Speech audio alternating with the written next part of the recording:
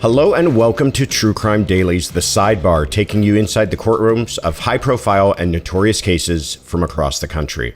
I'm your host, Joshua Ritter. I'm currently a criminal defense lawyer based here in Los Angeles and previously an LA County prosecutor for nearly a decade. We are recording this on Friday, August 5th, 2022. In this week's episode, we'll be discussing the state's concluding its case in the sentencing hearing for Parkland shooter Nikolas Cruz. Also, the compensatory damages facing Alex Jones for statements he made, claiming the Sandy Hook massacre was a hoax. Plus, we'll cover the NFL's decision to appeal Deshaun Watson's suspension, the antitrust lawsuit leveled by several pro golfers against the PGA Tour, and Brittney Griner's 9-year sentence for drug smuggling in a Russian court. Today, we are excited to be joined by Brian Buckmire, host of Law and Crime Daily, who is also a practicing New York City public defender and ABC legal correspondent. Brian, welcome. Josh, thank you for having me here.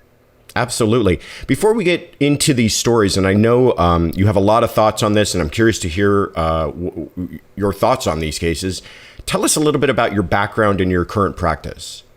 Yeah, so as you said, I'm a host at Law and Crime Network. I actually have a nationally syndicated show called Law and Crime Daily. And so we have a daily show Monday to Friday where we do a lot like what you're doing, where we have these discussions where we bring on experts, former police, detectives, SWAT, practicing attorneys. So we can really dive deep into some of these hard-hitting stories that we see in the true crime world. And as you said, I'm also a practicing public defender in New York City. My practice goes anywhere from driving with a suspended license to homicides. I kind of specialize in use of force and possession cases. A lot of self-defense is what I typically dive into. And I like to go to trial. And as you said, lastly, just to kind of wrap it up, I'm also a legal correspondent for ABC. I've covered the Ahmaud Arbery trial where I got to interview Ahmaud Arbery's mother. I know we're going to kind of touch on this a little bit later, but I also covered the Breonna Taylor case where I actually got to walk through Breonna Taylor's home after the jury had done a walkthrough as well, something you don't typically see. And of course, I covered the Derek Chauvin trial from opening statements to the verdict in Minnesota. So I've been in the courtrooms as a kind of correspondent, but I've also been there as a defense attorney. Fantastic. So all of this is right in your wheelhouse. So let's jump right in. Let's talk about the death penalty hearing continues for jurors tasked with sentencing Nikolas Cruz for the Parkland, Florida high school shooting. Cruz, 23 years old, pled guilty in October of 2021 to 17 counts of first-degree murder and 17 counts of first-degree attempted murder for his role in the attack at Marjory Stoneman Douglas High School that left 14 students and 3 staff members dead in 2018. The jurors have seen footage from the shooting, emotional testimony from victims and witnesses, as well as troubling online comments and mass shooting research conducted by Cruz. As the state wrapped up its case, the jurors were bused to the site of the massacre in Parkland. The building has been sealed off since the massacre, reportedly, and this is fascinating to me, still stained with blood from the victims. The jurors retraced the steps of Cruz in the crime scene and were allowed to witness the shooting's devastating effects. The Broward County School District plans to demolish the building after the prosecutors approve. So you have some experience with this kind of stuff, a crime scene visit by jurors, or you did one yourself. What kind of impact, Brian, do you think this visit will have on the jury? So it's massive. Typically what we see in juries or cases is you get to see photographs, video recordings. And yes, the old saying, a picture can say 1,000 words. But when you're actually walking through it, and again, I bring up the Breonna Taylor because I was there when the jury walked in, and then I was fortunate enough that the landlord allowed me to walk in. You can feel the air. When you walk in a room and you know that someone died there, you know that someone died in a very heinous way or a very public and large way, it's one thing. And I'm talking about one individual, Breonna Taylor. I cannot imagine the jurors walking through Marjory Stoneman Douglas High School, that location where they know so many people have died. And to your point, they didn't touch that building since. I think what happened is they built another building close to it where the students continue to go to school, and they shut it down. So the way it was after the Parkland shooter shot up the place is the way it is now minus maybe a little bit of scrubbing. So they get to put their hands close to, or maybe even if the judge allows them, touch the bullet holes. They get to see where these students who said that were shot at ran down the holes. It brings a lot more than just seeing a piece of paper held up by a prosecutor. Yeah, I couldn't agree with you more. It's too bad that we don't have kind of the resources to do this more often with juries, because there really is nothing, like you said, that can replicate that feeling, the temperature inside of the rooms, the smell, the dust in the air, all of this detail that can bring to life the horribleness of what occurred on that day. And it is important for listeners to understand how rare these things are. I have only experienced one in my entire career. When I first started in the DA's office, I was a law clerk for the prosecution of Phil Spector for the murder of Lana Clarkson. And we went out to his home and viewed the area where the shooting took place. And it has a tremendous impact because they get to actually see it, like you said, the bullet holes. And in this case, even more remarkable, there perhaps is even blood stains still on the floor, broken windows and glass. I can only imagine this will just further drive home the point of what a devastating and destructive day that was.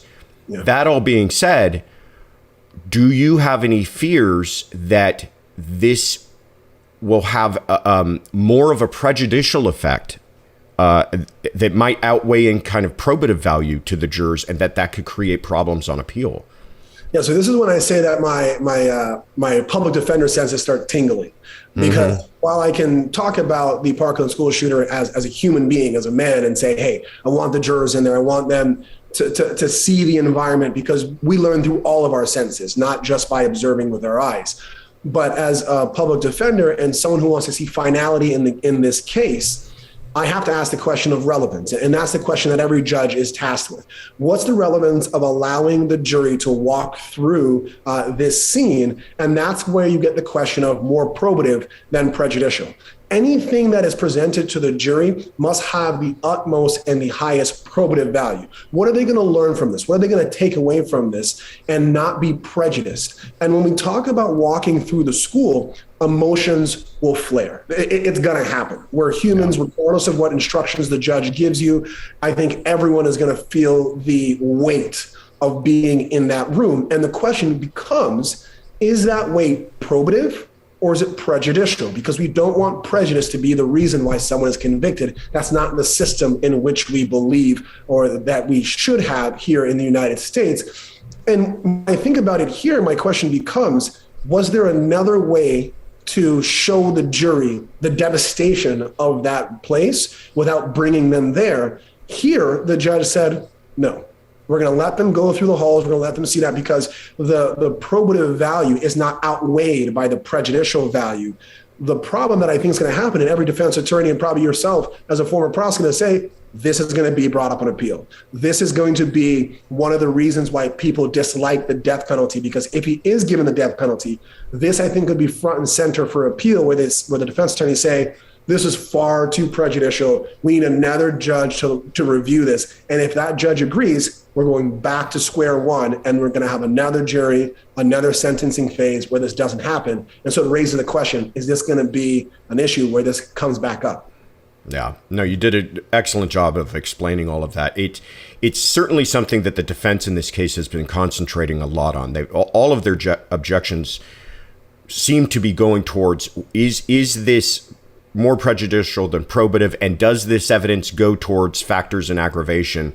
And if it doesn't, why are we listening to it? And I remember one objection in particular that I actually thought they had some sound footing on was there was footage shown of the shooter after the shooting ordering an icy at a sandwich shop, and the prosecution's reasoning for bringing this in was that, well, listen, this is all part of the events of that day, and it's important to know where he went afterwards and before he was arrested. And the defense argument was that doesn't serve any purpose as far as aggravation, and all this does is kind of continue to show inflame the jury as far as look at how cavalier he looks. And I agree with you. I think The prosecution is obviously zealously kind of advocating on behalf of their position.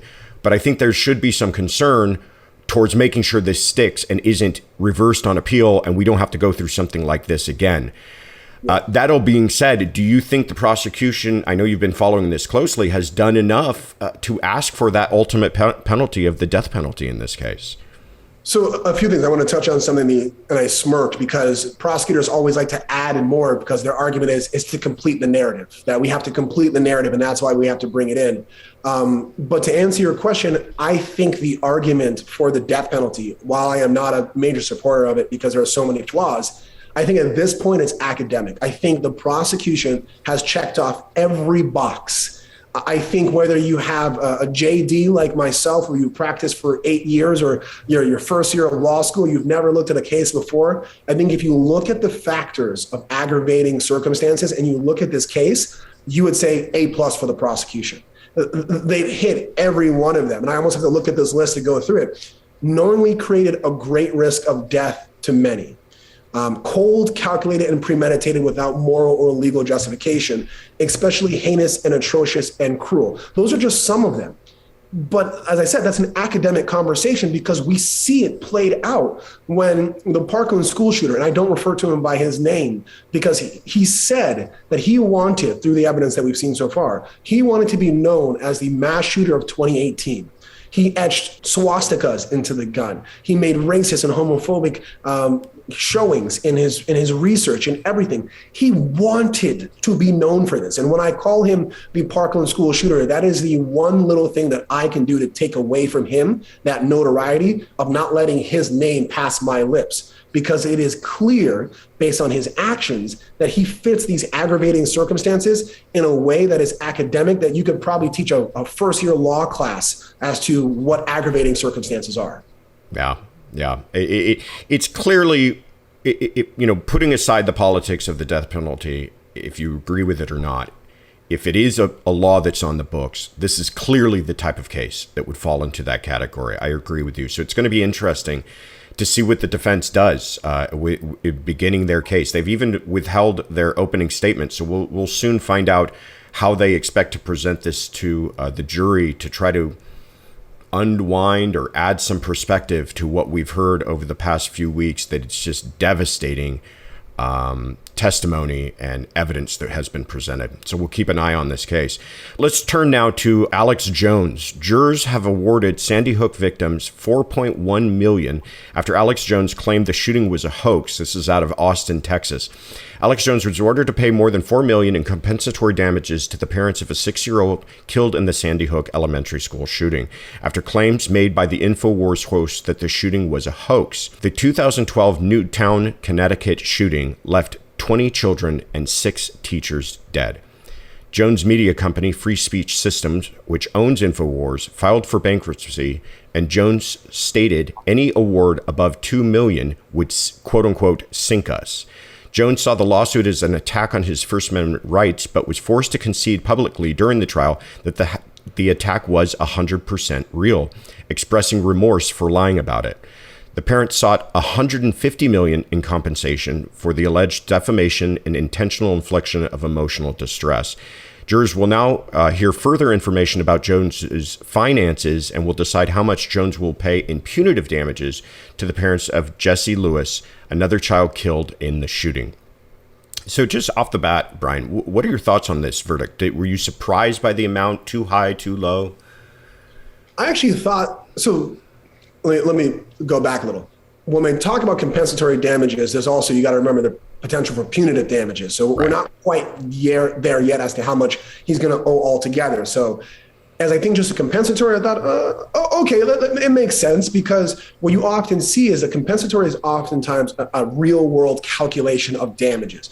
And so the jury is looking at both the current and past harm of these two parents. I know they have different last names, Mr. Heslin and Miss Lewis. I don't think they're together anymore. And so they're looking at the different damages just from calculation. How much were you harmed, whatever it may be. But punitive damages, that can be anything, because that's about punishing. And so the compensatory damages seem small to me, but I would not be surprised that it's made up into punitive damages because of really, for lack of a better term, just the arrogance and the bravado that came with this case with Alex Jones when he came in, and even when he took the stand. I can see the compensatory damages being as small as they are now, but the punitive damages really sticking it to him. And that's when we look at the entire damages as a whole and say, all right, that makes sense. Yeah, I completely agree with you. Everybody, it seems like most people's reaction to this is, oh, it's not that much money. My reaction was kind of the same as yours. Actually, it is when you consider, like you said, this is just really kind of out of pocket loss that they've suffered from the antics that he's put on, from his testimony. We're going to talk a little bit about something pretty surprising that took place in his testimony. But from all of that, I don't think he's made any fans with these jurors. And if punitive damages is about sending a message, I agree with you. I think we could see really huge numbers in this phase of the trial. But I want to talk about something that took place. During his cross-examination, the plaintiff's attorney revealed that they had access to his entire phone and that there were text messages in there regarding Sandy Hook. And this became important because he had said that he had searched his phone and didn't find any text messages. Now, the actual cross-examination, the point that was being made is not all that thrilling, because it's like, you said you looked, well, we found them. I guess you didn't look, or you didn't look that hard. Putting that aside, it was an incredible moment for kind of the theatrics of the trial. And I thought the plaintiff's attorney did a wonderful job of playing all of that up. He was, do you understand what perjury is? Do you understand your Fifth Amendment rights? And making this sound like this was this horrible thing that he had committed here. But the point I wanted to ask you about is what kind of trouble could his attorneys, Jones's attorneys, be in for, one, this inadvertent disclosure of all of this information, and then two, the way that they didn't seem to try to address it with the court beforehand. They didn't put up any objections about privilege beforehand. And it seems as though they didn't even inform their client for about 12 days because he seemed blindsided by the whole thing. Can you give us your thoughts on that? Yeah. So the thing is, when it comes with lawyers, whether for better or for worse, you've really got to mess up to have any kind of serious repercussions. And this, while for any client, they would not be happy with you. I would not expect a very large paycheck for this defense attorney from Alex Jones. I don't think we're going to see the repercussions that people are thinking about, like ineffective assistance of counsel or maybe his bar license being removed. I mean, think about Rudy Giuliani, like what had to happen to him for his bar license in New York to be removed. This case doesn't get to that point. I think this is going to be, if I'm using the analogy, a stern talking to in a timeout for a few minutes for the defense attorney. And maybe he's not going to be picking up as many clients in the future. I think for the most part, his pocketbook is going to get hit because who's going to call him to represent him?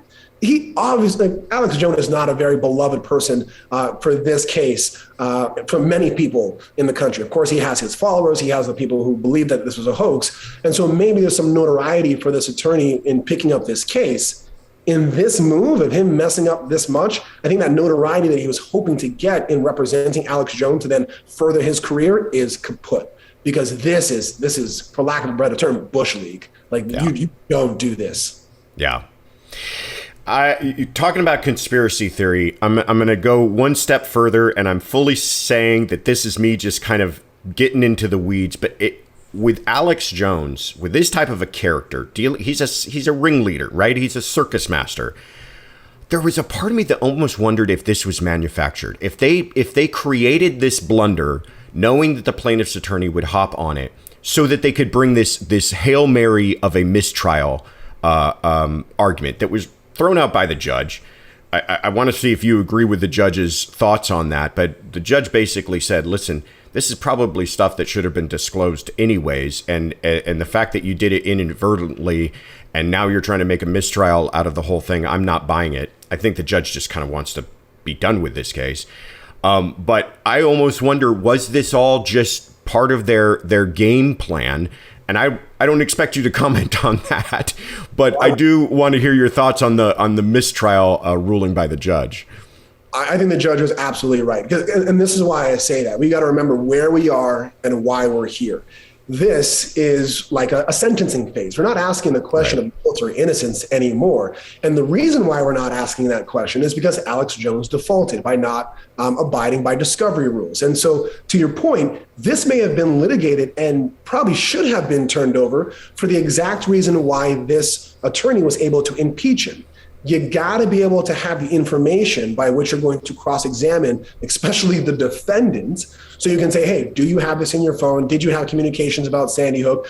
Did you know that this was a hoax? Did you not? That information should have been turned over. It probably would have. I can't, as I sit here now, think of an argument as to why it wouldn't have been turned over. And the only reason why it wasn't turned over is because of Alex Jones. That's why he got the default judgment. That's why we're here only asking the question of how much money he's going to give and not guilt or innocence. And so if this does get appealed, I don't know if this lawyer is going to send the wrong motion to the wrong judge. I don't know how his emails work. I think there's a strong argument for what's called harmless error, that they're going to say, this is harmless error. This is not something to overturn. And we're just going to push on forward, because if this was done the right way, we would have, the other side would have had these text messages anyways. I completely agree.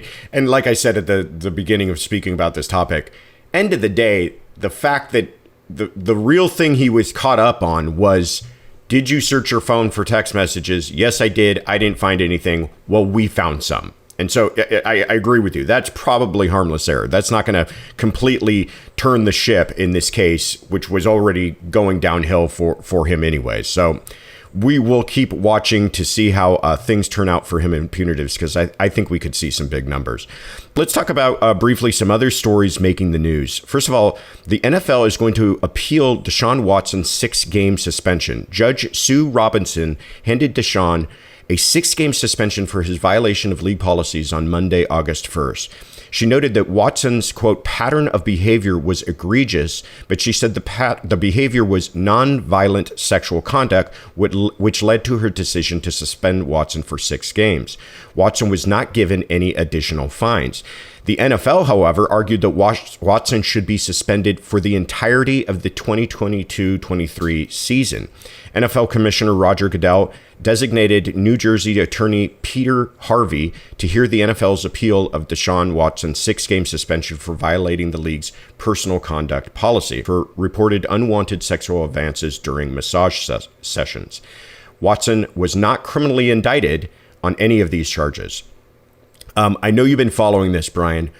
Tell us, first of all, were you surprised by the 6-game suspension? Do you support the NFL trying to go after him for an entire season? Where do you land on all of this? So let me say this. So I'm of Caribbean descent. I'm born in Canada. So my sport is the other football, soccer. But my wife is a major football fan. She's a cheesehead. And so oftentimes we talk about this and she doesn't like what I say because I can kind of see both sides. Okay. This is a sexual assault case, right? Horrible. Don't get me wrong. 24 complainants or victims, however you want to use the word, horrible. I'm not mitigating it in any way, shape, or form. But if you talk to someone like you or I, who have probably seen some really horrible rape cases of children, of violent rapes, where you see bloodied and badgered and stuff like that. If we're talking about the scale of sexual assault, this is on the low end. I'm not trying to mitigate. I'm not trying to say it's not bad. I'm just saying, you and I have been doing this for almost about 10 years. If we look at all the rapes and sexual assaults we've seen, scale of 1 to 10, this is probably a solid 2 or 3. Right. However, it's Deshaun Watson. It's the NFL. They look the other way. I think when the judge looked at this, as a seasoned judge, someone who has seen many rapes, many sexual assaults, and said, if the NFL is asking for a year suspension and that's what they're asking for, I'm looking at the allegations that were not indicted. There's no probable cause. No one testified in a grand jury. No criminal charges have been brought up. And the only thing that I think really is strongly in the favor of a higher suspension is the sheer volume and the consistency of the allegations. And so when I put all that together, I didn't think that a year suspension was going to happen.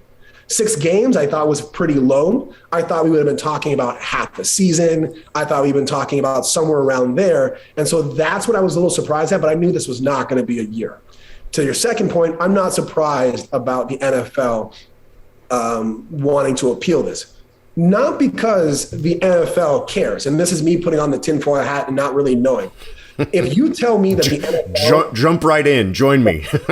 if you want to tell me that the NFL cares about women and sexual harassment claims, then I've got a mountain apartment in Manhattan, New York that I would love to sell you. I don't think that they care in the way that everyone else does because of the history that I've seen of sexual assault and domestic violence within the NFL. But I think this was the time that they needed to stand tall and say, we are going to speak on behalf of these 24 women initially. So I think because of the persona and the view, they had to appeal. And I think that's why they're doing it. And it makes sense because 6-game suspension for this, it's not even a slap on the wrist. That's hey, take a paid leave and have a margarita. We'll see you with enough time that you might be able to actually make a run for the Super Bowl, even though I don't think the Browns are going to make it. But this is nothing. The NFL had to appeal. Yeah. Yeah, that's such an interesting take on this. As you were speaking, I was thinking, if any other profession, someone had been accused by 20 plus women of sexual assault, they'd lose their job. I mean, I don't even think it would be a question. But you're right. The NFL wants to keep the talent, yet they want to look like they're seriously addressing this. So it is not shocking that they say an entire season, because we're taking this whole thing seriously. And then as you were talking to it, what an arbitrary number 6 games is. Like you said, that's not even half a season. It absolutely, some guys miss 6 games for injury and they come back and make it to the playoffs. So it is so bizarre the way this is all played out. And we'll see if the NFL gets their wishes. I think what they want to do is, like you said, look like they're being tough and then still have this talent come back to the NFL, albeit playing for the Browns, in a year from now. Let's keep it in the world of sports and turn to another story that I'm really finding fascinating. Phil Mickelson is among 10 other live golfers. This is a new golf league, filing an antitrust lawsuit against the PGA Tour, and they filed out of San Francisco, California. The 11 golfers filed an antitrust lawsuit versus the PGA Tour Wednesday, August 3rd. 3 of the golfers are also seeking a temporary restraining order that would allow them to play in the PGA Tour's FedEx Cup playoffs, which are going to begin next week. Live Golf has been enticing players to join the Saudi Arabian-backed golf league with massive prize fees, large appearance fees, and guaranteed contracts. We heard this recently. Tiger Woods reportedly turned down an offer in the neighborhood of $700 to $800 million to join Live Golf. The PGA has suspended at least 17 players playing in Live Golf. PGA Tour bylaws prohibit members from appearing in other events without permission of the commissioner. Brian, what are your thoughts? Is this a valid antitrust issue? On its face, yes. There are some arguments that need to be made, but yes. When we talk about antitrust, I would say throw out that word and we just talk about anti-competition. America is built on the concept of winning competition, whether it's you're buying cell phone services and you want multiple providers to be able to vie for who has the best price, or we're talking about here, sports. Because you've got to remember, it's weird, but golfers or PGA golfers, they're actually independent contractors, right? They go from different golf tournaments to play, and they can kind of sell themselves as, hey, you want me in your tournament. Your tournament doesn't look good if you're not going to have Phil Mickelson in there, if you're not going to have Tiger Woods. You want me there. But what's happening now, Liv comes up and says, you know what, we want to create another environment. We want to have this flashy game. We want to throw all this money at them from the Saudi Arabian backed government, which is probably another issue in of itself that's probably going to be investigated down the line, but we'll save that for another podcast. But now they're creating competition. The PGA doesn't seem to like that, and their actions appear on face value to be that of anti-competition, and that's why we're here now. Yeah, I agree with you. The PGA has been the only show in town for decades, and they've gotten fat and lazy, and they've, like any institution, gotten greedy and complacent. And Liv came along and is throwing tons of money at these guys, and they're changing it up, and they're adding, there's guaranteed money, and they're making team play and all this kind of stuff, and they're trying to, like you said, make the sport sport is entertainment, and so therefore they want to make sure that the audience is enthusiastic and younger, and they've come up with a different, perhaps better product than the PGA.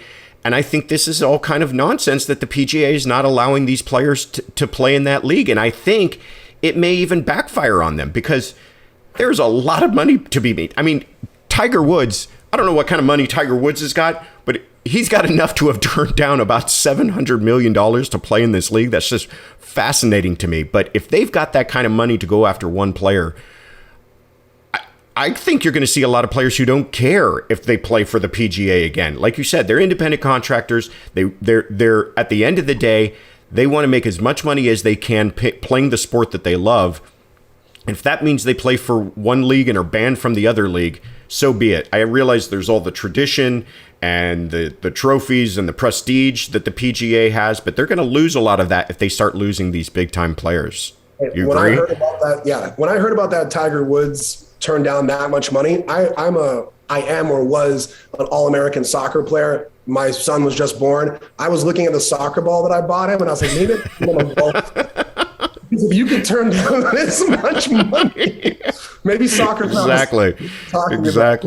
That is so funny. But I think the competition aspect that you're talking about is what's going to create problems. But like I said, as most people hate when they talk to lawyers, the answer is maybe. And that comes to the idea of what is competition within golf? The PGA has been the only dance, so to speak, that people can go to. And so is it that they control all of golf?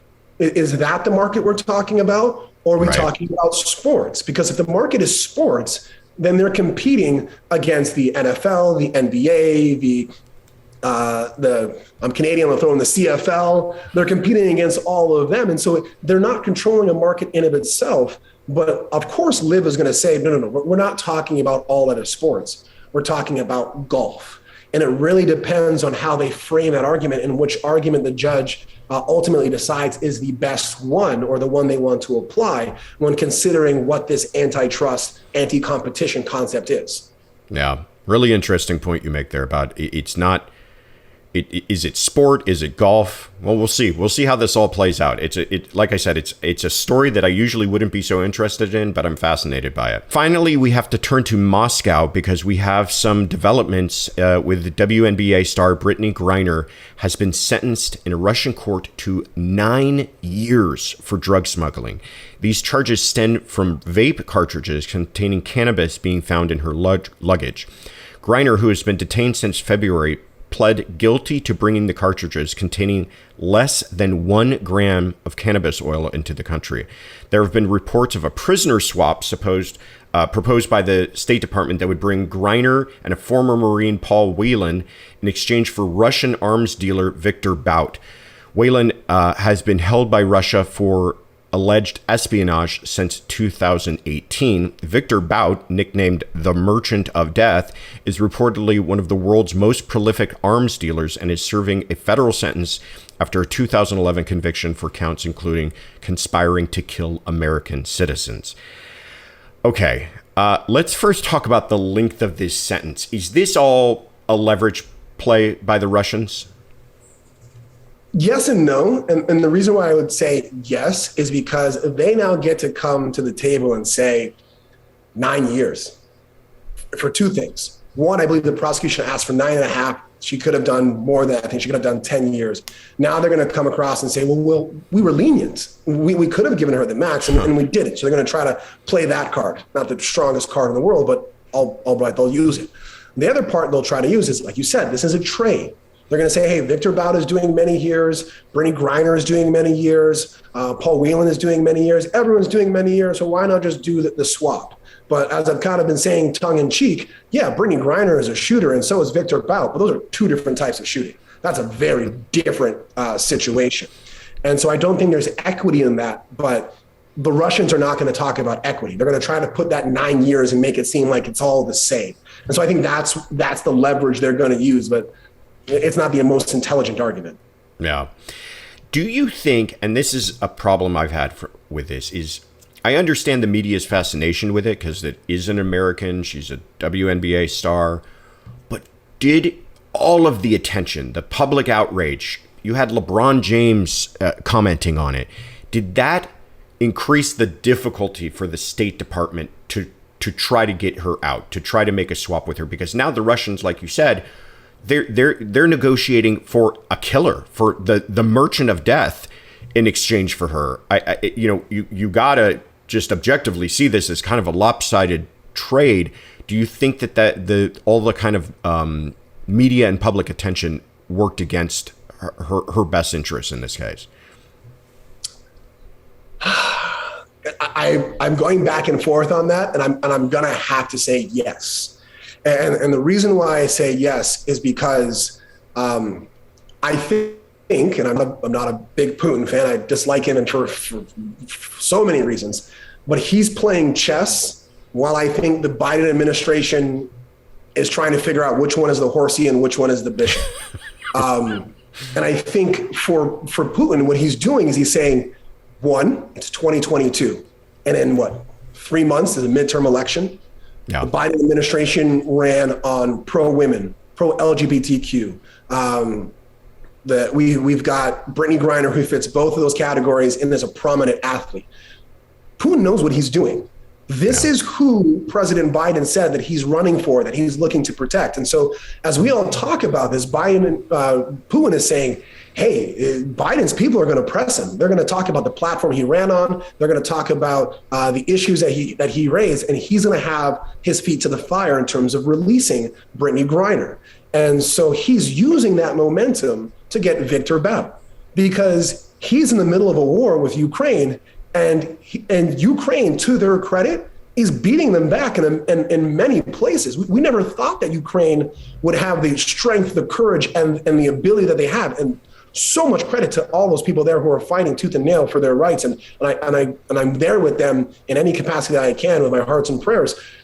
But for Putin, he's saying, I need my merchant of death. I need my guy out there making those purchases, making those moves so I can do what I want to do in Ukraine. And so he's leveraging the political position that Biden is in with the notoriety of Brittney Griner to try to further his war. And I think it's as plain as day. And I think the Biden administration is trying to also tag in Paul Whelan because he's a former Marine. He's a United States citizen. And he's there for what I would consider garbage espionage charges. And so this is far less legal and far more political as two men are trying to save face for their countries. Yeah, I agree with you.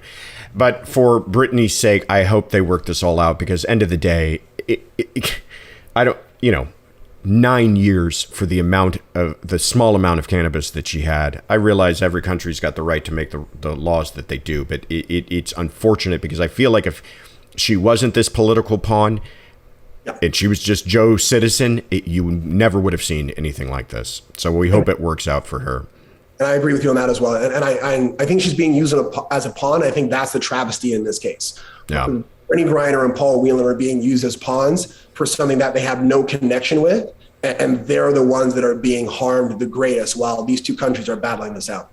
Yeah, it's really sad. Brian, thank you so much for coming on this week. Where can people find out more about you?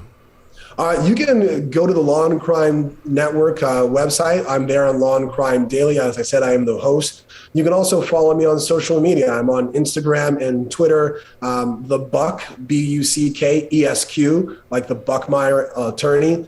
I'm always posting there, putting up notes. You may not see me on Law and Crime Daily for a few weeks because, like I said, my son was just born. He's a first for my wife and I, so I'm going to be gone for about a few weeks, but I will be back. You'll see me in the courtrooms giving live updates for major trials throughout the country. Fantastic. And congratulations again on the new wonderful addition to your family. And I'm your host, Josh Ritter. You can find me on Instagram and Twitter at Joshua Ritter ESQ. And you can find our Sidebar episodes wherever you get your podcasts. And we want to hear from you. If you've got questions or comments you'd like us to address, tweet us your questions with the hashtag TCD Sidebar.